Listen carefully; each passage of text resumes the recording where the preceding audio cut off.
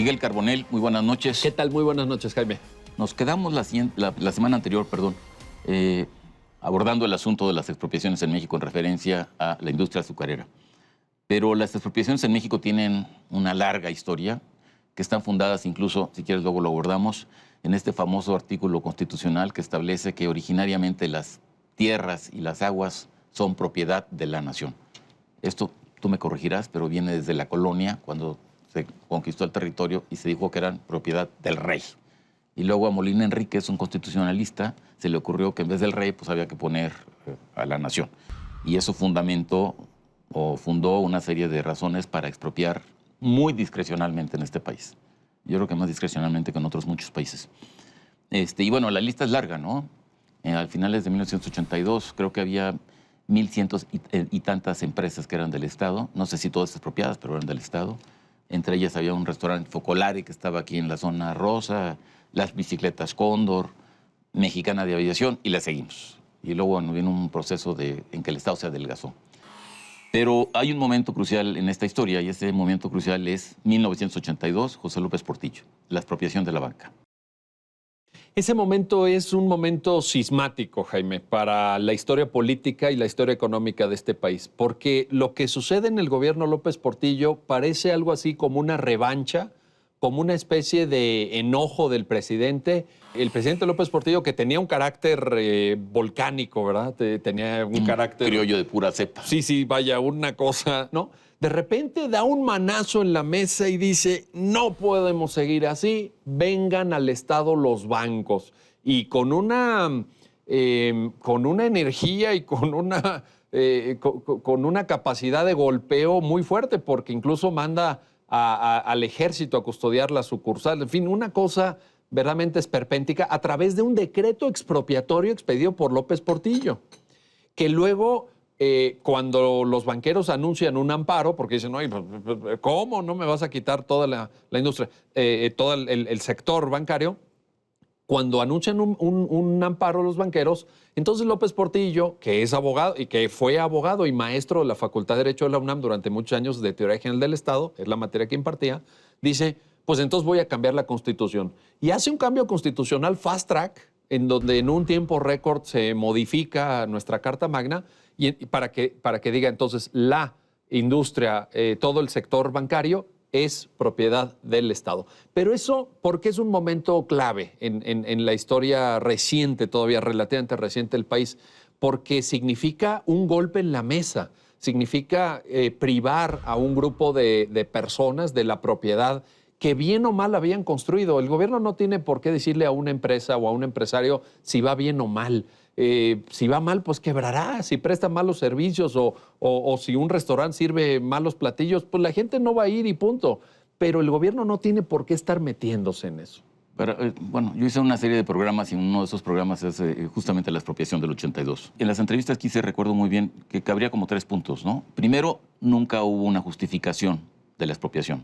El famoso decreto expropiatorio fue un decreto que no tenía fundamentación de por qué era utilidad pública. Segunda, la reforma de la Constitución no podía tener efectos retroactivos, porque los bancos ya estaban ahí. Sí. Y tercero, eso me acuerdo muy bien, no todos los bancos fueron expropiados. Por ejemplo, el Banco del Ejército no fue expropiado o los bancos extranjeros no fueron expropiados. Entonces, por donde tú le buscaras, había una serie de inconsistencias completas y absolutas, ¿no? Sí. Y sin embargo, pues prevaleció el criterio del titular del Poder Ejecutivo en ese entonces. El siguiente gobierno se tuvo que comer enterito el paquete. ¿Hay alguna narrativa interna contada por las personas que en ese momento estaban cerca de la toma de la decisión? Y ellos expresan que había alguna discrepancia entre López Portillo y el ya entonces candidato del PRI, Miguel de la Madrid. Miguel de la Madrid parece que no estuvo tan a favor, no estuvo en ese barco, pero al final se lo tuvo que comer de alguna manera el siguiente gobierno. Aquí lo importante, Jaime, es destacar esto. La Constitución mexicana, la propia lógica del desarrollo económico que requiere México, se basa en el hecho de la propiedad privada. La propiedad privada es un principio sagrado para el desarrollo económico. ¿Quién de las personas que nos están viendo, Jaime, esta noche, quisiera que le quitaran su casa, que le quitaran su carro, que el gobierno dijera, señora, fíjese que usted no sabe administrar su casa, hombre, está usted muy endeudada, mire, nosotros desde la burocracia se la vamos a administrar, porque esto de otra manera va a ir muy mal para usted o para sus vecinos. Oiga, no, la regla es la propiedad privada. Hay una pequeña, como decíamos la semana pasada, una pequeña ventana que es esta figura de la expropiación y que muchas veces nos percatamos de ella. Pero antes de eso, Miguel, en este caso estábamos en el tiempo del presidencialismo. O sea, el presidente de la República, bueno, había sido, ¿cómo se llama? Luis Echeverría, luego López Portillo, y el presidente tenía prácticamente el poder absoluto en este país. Pero ese presidencialismo justamente hacía que, por ejemplo, la Suprema Corte de Justicia no pudiera realmente emitir un fallo en contra del presidente. No cabía la posibilidad, porque al final de cuentas todos los poderes estaban sometidos al presidente.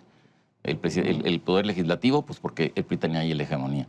El poder judicial, pues porque, y la Suprema Corte de Justicia consecuentemente. Sí. Entonces, todo este proceso de cambio que ha venido posteriormente y de fortalecimiento de la Suprema Corte y de independencia, autonomía de la Suprema Corte, pues es lo que tú nos relatabas, que fue minado con esta decisión. Entonces, esto es verdaderamente alarmante. O sea, lo que se supone que habíamos avanzado, ahora dice uno, bueno, y ahora, como decía el Chapulín Colorado, ¿quién podrá protegerme, no? Pues esa es la gran pregunta, es la gran pregunta, porque frente a esos excesos autoritarios en un Estado democrático, uno apela al Poder Judicial, un poder independiente, un poder imparcial, un poder sujeto a la Constitución, pues para poner un freno a esta deriva autoritaria que pudiera eventualmente darse con gobiernos de cualquier signo. Sí, y esto la verdad es que se había trabajado bastante bien en el fortalecimiento de la independencia del Poder Judicial desde 94. Hay que decir que el presidente Zedillo en ese momento tomó una decisión muy acertada para fortalecer a la Suprema Corte, al Consejo de la Judicatura, en fin, todo un proceso de reforma judicial que vino a rediseñar por completo la Corte. Bueno, el Poder Judicial Federal está mucho mejor que hace 30 o 40 años. Pero todavía sigue teniendo este tipo de problemas, este tipo de derivas, que al final del día mandan mensajes muy malos. Porque, mira, ahorita discutimos la semana pasada industria azucarera, en este momento estamos planteando aquello de la banca. Pero en el día a día de la figura de la expropiación se afecta a ciudadanos como tú y como yo, Jaime, como las personas que nos están viendo. No se trata de quitar miles y miles de hectáreas o de expropiar todo un sector de servicios como la banca. No, se trata a veces de una pequeña propiedad, se trata a veces de un terreno que al gobernador en turno, ¿verdad?, le pareció que ahí debía de ir un camino, una carretera. Y afecta a personas de carne y hueso, de patrimonio de clase media, pues, y por eso es que hay que acotarlo, por eso es que hay que limitarlo. La regla es la propiedad privada. La excepción muy limitada, muy acotada para privar a un particular de su propiedad es la expropiación, pero tiene que estar puntualmente justificada. Pienso, por ejemplo, en una posibilidad, ahora con la apertura del sector energético, ¿no? Están viniendo, por ejemplo, empresas particularmente de generación de energía solar que rentan cantidades muy importantes de tierra, no sé, cientos de hectáreas, para poner paneles solares, ¿no? Y bueno, entonces le venden a la CFE, ¿Qué pasaría mañana si llega un candidato que dice que, bueno, la generación de energía es de utilidad pública y por lo tanto expropia no solamente a las empresas que se instalaron ahí, sino a los propietarios de donde están instalados, pues, para que todo sea funcional, ¿no? Entonces, te estás abriendo una caja de Pandora que pues a ver dónde para. Amén de lo que tú estás diciendo. Esto, bueno, afectaría. Además, no seriamente es propietarios que estoy hablando, son grandes propietarios. Pueden ser propietarios de 10, 20 hectáreas, ¿no? Claro. Pero con la mano en la cintura. O de dos. Entonces, ¿qué nos queda hacia adelante? El mensaje que está enviándose desde la segunda sala de la Suprema Corte me parece que no es nada positivo. En un contexto, además, Jaime, démonos cuenta dónde está parado ahorita México. ¿Dónde estamos parados? En un contexto donde México ha venido perdiendo competitividad internacional por las inversiones extranjeras. ¿Por qué? Pues porque en Estados Unidos la reforma fiscal dejó la tasa máxima en 22% de impuestos para empresas. En México tenemos tasas de más del 30% y hasta del 35%. Me refiero a impuestos sobre la renta, súmale IVA, súmale impuestos sobre nóminas, súmale predial, súmale Infonavit, súmale IMSS. Pues como, ¿por qué quisiera alguien invertir en México, Jaime? ¿Cuál sería la razón? Entonces, ¿qué requiere la economía mexicana hoy? ¿Cuál es el mensaje que se debería de enviar? Certeza, De acuerdo. seguridad.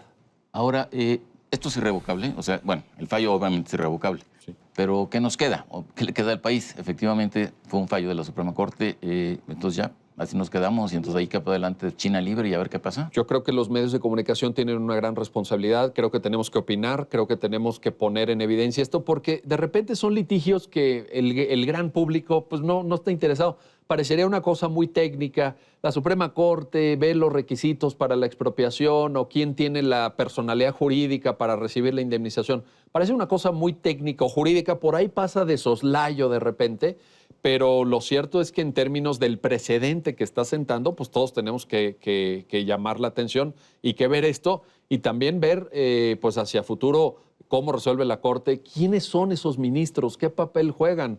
Recordemos que, por ejemplo, algunos de ellos formaron parte del gobierno que originalmente expropia la industria azucarera. Me refiero al ministro Medina Mora y al ministro Lainez. Entonces, bueno, ¿esto es correcto o no es correcto? En fin, la verdad es que se generan una serie de dudas, Jaime, muy importantes, de las cuales vamos a estar platicando durante años, creo yo. Claro, y además estamos en una situación por el asunto de la violencia, la inseguridad que tú dices que es de todo tipo, donde todo el mundo coincide en que es indispensable fortalecer el Estado de Derecho, ¿no? Y si el Estado de Derecho no es fortalecido por la Suprema Corte de Justicia en una cosa que es tan evidente como la que tú nos describiste, de que efectivamente el origen de la expropiación no tenía fundamento, como fue también el caso de la banca en 1982. Pero, Jaime, y lo dijo la Corte, ¿eh? Lo dijo la Corte. No, ese no es mi criterio. Eso ya, en 2006 la Suprema Corte dijo, la expropiación de los ingenieros azucareros no fue por causa de utilidad pública. Entonces, ¿ahí no se puede hacer una confrontación de inconsistencia? Pues lo veo muy complejo, pero ciertamente hay que poner el dedo en la llaga y estar muy, muy pendientes de lo que resuelve la Suprema Corte. Porque por encima de la Suprema no hay nada. No, ya es la última instancia que tenemos en México. Pues Dios nos agarre confesazos. Así es, así es. Miguel, te agradezco mucho. Jaime, un Muchas gusto gracias. como siempre. En Contexto, buenas noches. Hasta la próxima semana.